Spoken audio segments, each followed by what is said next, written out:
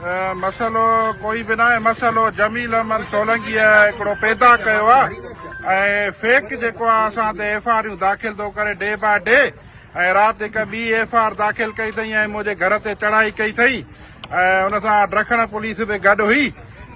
मां हींअर मुंहिंजी फैमिली मां असां आराम में हुयासीं त मूंखे चौकीदारनि ॿुधासीं जेको आहे हींअर नवदरे जी पुलिस आई आहे। जमील सोलंकी ऐं ॾखणनि जा ॿ जेको आहे प्राइवेट माण्हू उन सां गॾु आहिनि ऐं जंहिं घर ते चढ़ाई कई आहे घर जो नुक़सान बि करे विया आहिनि ऐं उतां कैश अमाउंट बि खणी विया आहिनि। ऐं जमील सोलंकी ताईं बि डे बाय डे फेक रिपोर्टां पेश करे मूंखे चए थो त जेको आहे तूं राजूनी करे। मां नहीं छाजी राजूनी करण इलाइक़े जो मां हींअर तव्हांखे ख़बर सियासी समाजी अॻुवान आहियां ऐं पीपल्स पार्टीअ सां मुंहिंजो तालुक आहे। मां तालके गढ़ी आसिम जो 20 सालनि खां डिप्टी जनरल सेक्रेटरी आहियां। इलाइक़े जा माण्हू ऐं शहरी माण्हू हर को असां ॾे अचे थो ग़रीब मिसकिन हुनजी हेल्प जे लाइ असां कॉल बि कयूं था हुनजे ऑफिस सां गॾु बि वेंदा आहियूं ऐं हिनखे कॉल करण ते चयो आहे जेके माण्हू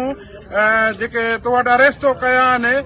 विदाउट एफआईआर जे ऐं का सरकारी फिरियाद जे त उन्हनि माण्हुनि खे आज़ाद कर त उन ते चई न मां आज़ाद न कंदुमि मां तो ते बि हाणे एफआईआर दाख़िल थो कयां। पोइ इन ते इहो ॾमिरजी वियो आहे। जमील असां मूंखे सुञाणींदो आहे पर्सनली ऐं मूंसां हाई स्कूल ॾखण में पढ़ियो आहे ऐं हींअर जेको आहे असां ट्यूशन बि साईं इफ़्तिखार अबड़े वटि मूंसां गॾु पढ़ियो आहे ऐं चङी तरह लोकल हितां इलाइक़े जो माण्हू आहे असां मां वाक़िफ़ आहे पूरी फैमिली आहे। असांजो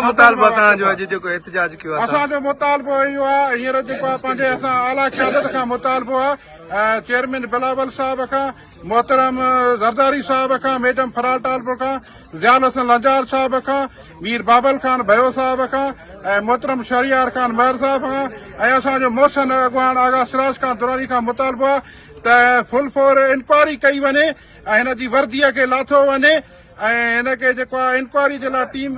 मुक़ररु करी वञे ऐं जीआरटी जोड़ी वञे। हे जेके फेक जेको डे बाय डे जेका असां ते केस दाख़िल थो करे हुनजी इंक्वायरी कई वञे जेको। अच्छा डॉक्टर तव्हां ते इल्ज़ाम आहिनि त जेका बागड़ी नारी अगवा थी वई आहे उन में जेके मुलविस माण्हू आहिनि उन्हनि खे छॾाइण जे लाइ उन जे लाइ तव्हां इल्ज़ामनि जे लाइ छा चवंदा? साईं मुंहिंजो को बि के बि बागड़ीअ सां या जंहिं किडनैप कयो मुंहिंजो हुन सां को बि तालुक न आहे ऐं जंहिं जेकॾहिं उहा जेका नारी आहे उहा मुसलमान थी आहे ऐं कोर्ट खे मां उहा परमिशन वठी आई आहे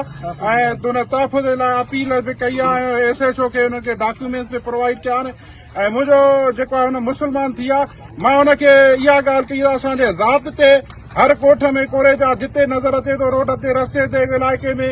ज़ात जो बसि हुनखे अरेस्ट थो करे ऐं असांजी लेडीज़ खे मेल खे फीमेल खे अरेस्ट कयो अथई 2 लख रुपया बि वठी वियो आहे ऐं वरी उन्हनि खे माण्हुनि खे आज़ाद थो करे वरी ॿीहर अरेस्ट थो करे ऐं विदाउट लेडीज़ बि हिन सां साण आहे घरनि ते रेटियूं थो करे ऐं कानून जो जेको आहे नाजाइज़ ऐं ग़लति इस्तेमालु थो करे।